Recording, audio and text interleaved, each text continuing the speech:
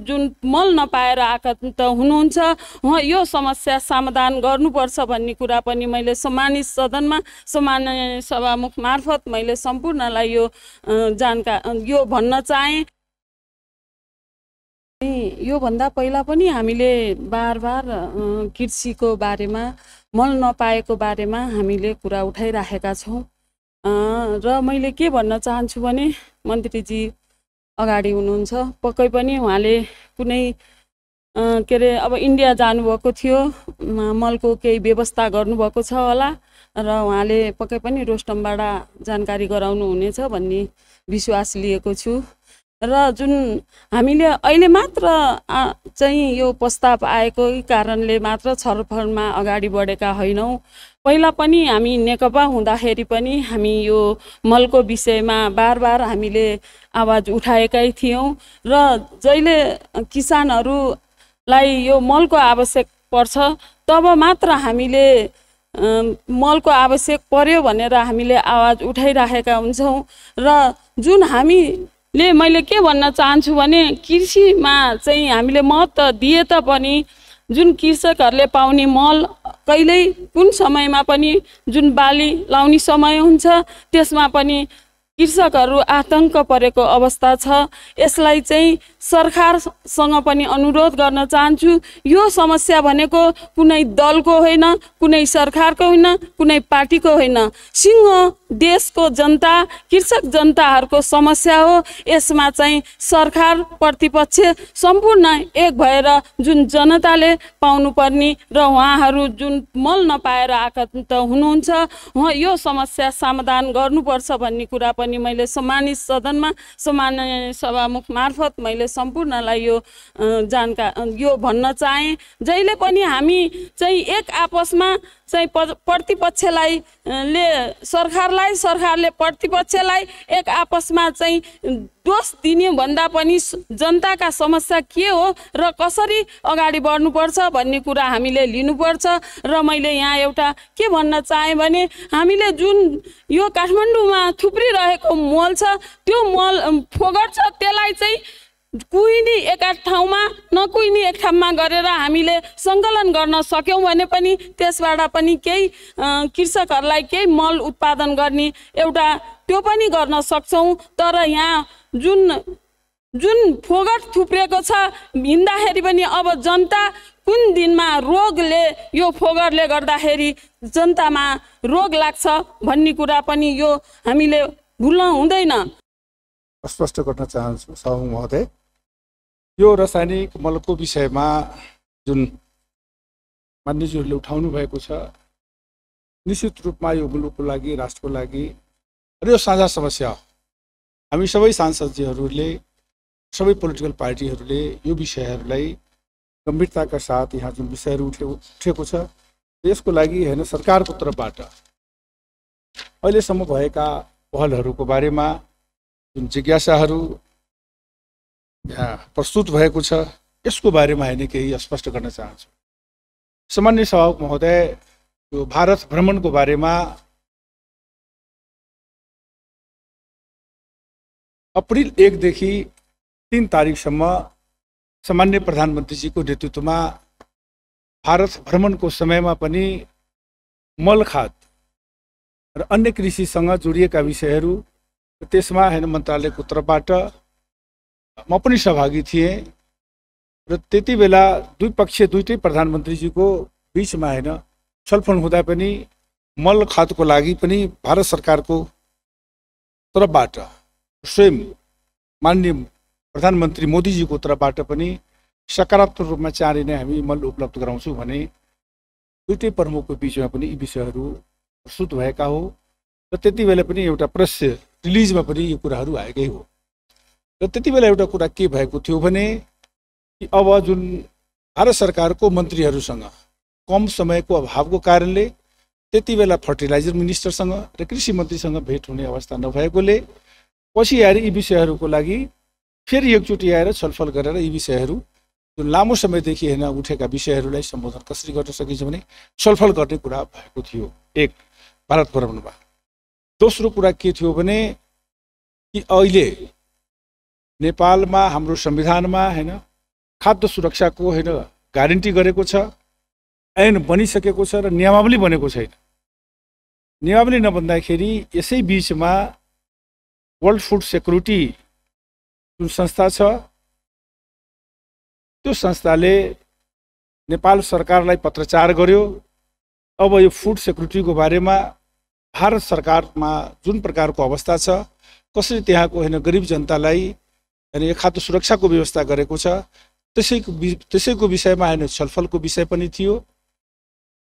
अर्को कुरा अब त्यहाँको विषय सकेपछि हामीले यहाँ जुन प्रतिनिधिमण्डल थियो राष्ट्रिय योजनाको होइन सदस्यहरूजीहरूको पनि उपस्थिति थियो, अर्थ मन्त्रालयको पनि, हामी सबै कृषि मन्त्रालयको 11 जनाको हाम्रो प्रतिनिधिमण्डलले यसमा होइन विभिन्न प्रदेशमा होइन गएर उहाँहरूले छलफल गर्नुभएको छ उडिसामा।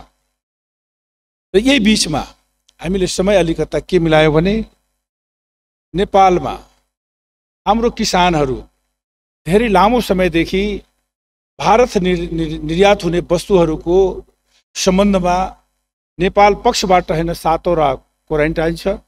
भारत सरकारबाट हाम्रो 3 ठाउँमा मात्र क्वारेन्टाइनको व्यवस्था छ।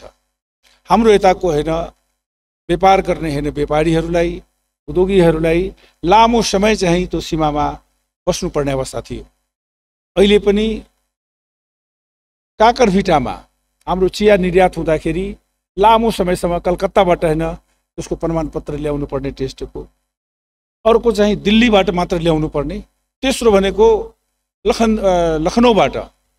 र यसै बिचमा 5 तारिखको रक्सौलमा संयुक्त रूपमा र यहाँबाट होइन मन्त्रालयबाट होइन परराष्ट्र मन्त्रालयबाट त्यहाँ दूतावासमा होइन पत्रचार भएको र त्यति बेला हामीले गएर दुईटै संयुक्त रूपमा खाद्य प्रयोगशालाको होइन उद्घाटन भएको। यसले नेपाली जनताको हितमा अब नेपाली किसान नेपाली उद्योगीहरूको अब रक्सौलबाट नै सबै छिटो र छरितो होइन गर्न सक्छ। दुईटै देशको होइन व्यापारमा यसको ठुलो महत्त्व देखिएको छ। त्यस्तै प्रकारको यो मल खाद्यकै लागि अब यहाँ जुन कुरा विषय उठेको छ, मलाई चाहिँ कि प्रधानमन्त्रीजीसँग क्याबिनेटबाट निर्णय भएर त्यति बेला प्रधानमन्त्रीजीको निर्देशनमा यो अब बर्सातको समय भयो, खेतीको समय भयो, चाँडै भारतबाट यो जुटी जुन भएको छ 1.5 लाख मेट्रिक टनको, त्यसलाई तुरन्त गएर त्यहाँबाट चाहिँ कसरी हुन्छ भने जानुस् भनेर उहाँको निर्देशनमा होइन भारत भ्रमण गरिएको हो। र मलाई चाहिँ कि यसमा अब यी 2-3वटा विषयहरू जुन छन् किसानसँग जोडिएका विषयहरू हाम्रो करिब भारतसँग होइन कृषि मन्त्रालयसँग धेरै विषयवस्तु यस्ता छन् जो एमयू गर्नुपर्ने छ, त्यसको पनि एउटा समय निर्धारण गरिएको छ। त्यसकारणले दुईटै देशको हितमा र खास गरी नेपालको हितमा यो जिटियु ल्याउनको लागि स्वाभाविक रूपमा होइन पहल जुन गरियो। मलाई चाहिँ कि अब जिटियुको लागि अब समस्या कस्तो हो भने म सभामुख महोदय म यहाँ अहिले केही लिखित रूपमा होइन डाटा सहित होइन अहिलेको परिस्थितिको विषयमा म राख्न चाहन्छु। नेपाल सरकारको विभिन्न बालीहरूको लागि आवश्यक आधारभूत पोषण तत्त्वको रूपमा रहेको नाइट्रोजन, फोस्फोरस र पोटास तत्त्व उपलब्ध गराउन रासायनिक मलहरूमा लागत सहभागिताको आधारमा किसानहरूलाई अनुदान उपलब्ध गराउने नीति दिँदै आएको अनुरूप युरिया, डिएपी र पोटास मलहरू अनुदानित सुलभ मूल्यमा किसानहरूलाई उपलब्ध गराउन गरेको छ। आबा 2078-79 को लागि रासायनिक मल अनुदानको लागि रु 15 अरब विनियोजन भएको छ भने थप मल आयात व्यवस्थाको लागि 2 पटक गरी 12 अरब 71 करोड रुपैयाँ रकम स्रोत सुनिश्चितता प्राप्त भएको छ। कृषि तथा पशुपक्षी विकास मन्त्रालय रासायनिक मलको सहज आपूर्तिको लागि निरन्तर प्रयास रहे पनि विश्व बजारमा आएको मलको मूल्यको उतार चढावको कारणले मल आपूर्तिमा असहजता आएको हो। यस अवधिमा मल आपूर्तिको लागि कृषि सामग्री कम्पनी लिमिटेडले 1,05,000 मेट्रिक टन, साल ट्रेनिङ कर्पोरेसनले तर्फबाट 1,17,000 मेट्रिक टन गरी जम्मा 2,22,000 मेट्रिक टन रासायनिक मल विभिन्न आपूर्तिकर्ताहरूले सम्झौताको समय सीमाभित्र उपलब्ध नगराएकोले मल आपूर्तिमा अभाव सिर्जना भएको। समय सीमाभित्र मल उपलब्ध गराउन नसक्दा त्यस्ता आपूर्तिकर्ताहरूको ठेक्का रद्द गरी कारबाही प्रक्रिया अगाडि बढाइएको अवस्था छ। सभामुख महोदय, त्यति बेला जुन बेला यो आपूर्तिकर्ताले लिन सकेन त्यति बेला युरियाको मूल्य भनेको सस्तो थियो र एकाएक मूल्यको वृद्धि हुँदाखेरि ती आपूर्तिकर्ताहरू ल्याउन सकेन। चालु आर्थिक वर्षको हालसम्म आयात भएको 1,92,000 मेट्रिक टन र गत आवाको मौजूदा रकम 44,000 मेट्रिक टन गरी जम्मा 1,97,000 मेट्रिक टन रासायनिक मल हालसम्म आयात भई वितरण भइसकेको छ। नियमित रूपमा ग्लोबल टेन्डरको अलावा नेपाल सरकारले प्रमुख पालीको सिजनमा हुने मल अभावलाई कम गर्न रासायनिक मलको सहज आपूर्ति र उपलब्ध गराउने ध्येयको साथ नेपाल सरकारले भारत सरकारसँग G2G प्रक्रिया अगाडि 5 वर्षमा 5,65,000 मेट्रिक टन युरिया उपलब्ध गराउने र युरिया 3,70,000 मेट्रिक टन DAP मल खरिद गर्ने गरी सम्झौता गरेको छ। धान बालीको सिजनमा मलको आपूर्तिलाई सहजता प्रदान गर्न यस आवाको लागि 1,50,000 मेट्रिक टन रासायनिक मल भारत सरकारबाट यसै सम्झौता अन्तर्गत खरिद गर्न प्रयास भइरहेको छ। यस सम्झौतामा अन्तर्गत खरिद प्रक्रिया अगाडि बढाउन नेपाल सरकारको तर्फबाट कृषि सामग्री कम्पनी लिमिटेड र भारतको सहकारी राष्ट्रिय केमिकल एन्ड फर्टिलाइजर लिमिटेडलाई मल खरिद प्रक्रियाको लागि तोकिएको छ र दुवै कम्पनीहरू बीच विभिन्न चरणमा वार्ता र छलफल भई खरिद सम्झौता अन्तिम चरणमा रहेको छ।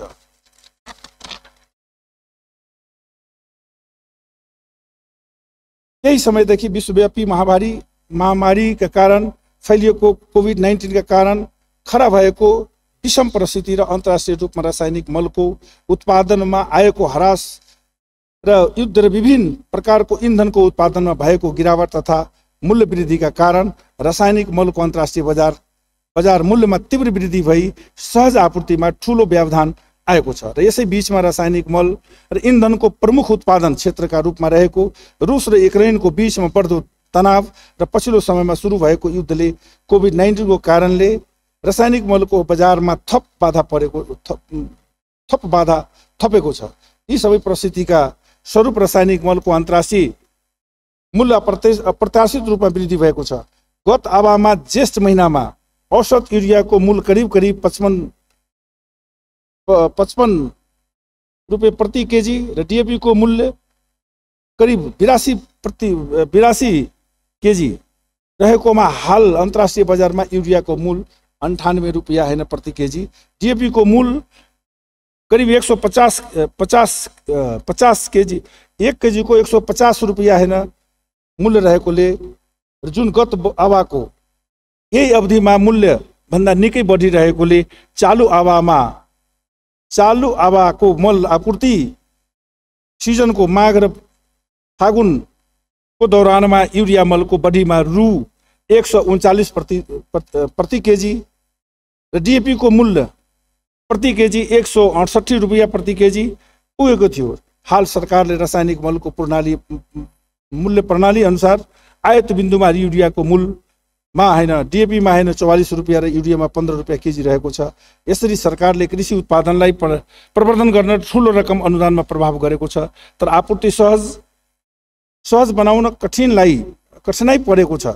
विगत 5 वर्षको मल आपूर्तिमा लाग्ने समस्याको अध्ययन गर्दाखेरि गोलपत्र प्रकाशित भएदेखि नेपालको गोदाममा मल पुग्न औसत 226 दिन लाग्ने गरेको छ। यसले मल आपूर्तिको लामो र जोखिमपूर्ण श्रृङ्खलालाई देखाउँछ। लक्षित समयमा रासायनिक मलको आपूर्ति गर्न 226 दिन अगाडि प्रक्रिया सुरु गर्नुपर्ने आवश्यकतालाई जनाउँछ। यसै परिप्रेक्ष्यमा रासायनिक मलको आपूर्ति साल्ट ट्रेडिङ कर्पोरेसन लिमिटेड खरिद गर्ने मध्ये 20,000 मेट्रिक टन र DAP प्राप्त भइसकेको छ। 22,000 मेट्रिक टन युरिया अन्तिम हप्तादेखि असारको अन्तिम हप्तादेखि प्राप्त हुने सम्भावना छ। कृषि सामग्री लिमिटेड खरिद गर्ने 30,000 मेट्रिक टन युरिया असारको दोस्रो हप्तादेखि प्राप्त सुरु हुनेछ।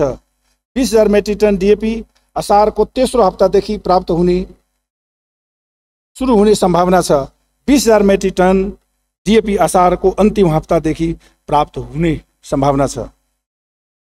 G2G को माध्यमबाट भारतबाट मल खरिद गर्नको लागि अहिले 1.5 लाख मध्येमा 50,000 मेट्रिक टन युरिया र 30,000 मेट्रिक टन असारको अन्तिम समयसम्म आउने सम्भावना छ।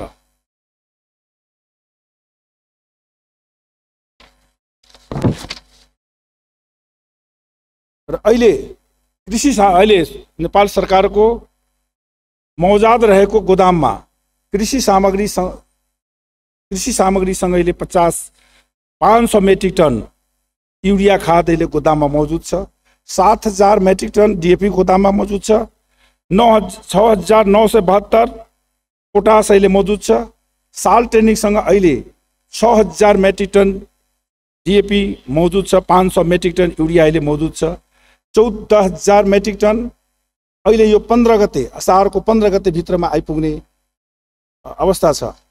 20,000 युरिया असारको 15 गते भित्रमा साल ट्रेडिङबाट ल्याउने जुन प्रतिबद्धता हामीसँग यहाँ सरकारसँग गरेको छ। त्यसकारण सभामुख महोदय, अहिले अब स्वाभाविक रूपमा जुन देशमा अहिले मलको अवस्था छ, यसले भारत सरकारबाट 60,000 युरिया र 30,000 डिएपी ल्याउने जुन कुरा छ, त्यसमा एमयू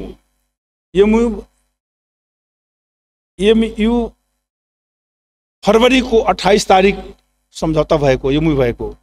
सभामुख महोदय, त्यो सम्झौता हुँदाखेरि लामो समय लाग्यो र त्यसमा एमयूमा के लेखिएको छ भने भारत सरकारले हाम्रो नाकाको 3टा नाका हो, विराटनगर, वीरगञ्ज र भैरवा, यी 3टै नाकामा कुनै एउटा नाकामा भारत सरकारले हामीलाई 80,000 मेट्रिक टन भारत सरकारले पुर्याइदिने एमयूमा हाम्रो सम्झौता भइसकेको छ। त्यसकारणले भारत सरकारले अहिले आफ्नै तर्फबाट अहिले सबै भारत सरकारले नै अब त्यो जुन कम्पनी छ उहाँहरूको आरएफसी भने त्यो कम्पनीले होइन हाम्रो नेपालको सीमासम्म पुर्याउने उहाँको त्यो भइसकेको छ र दुईटैतिरको प्रक्रिया अगाडि बढिसकेको छ।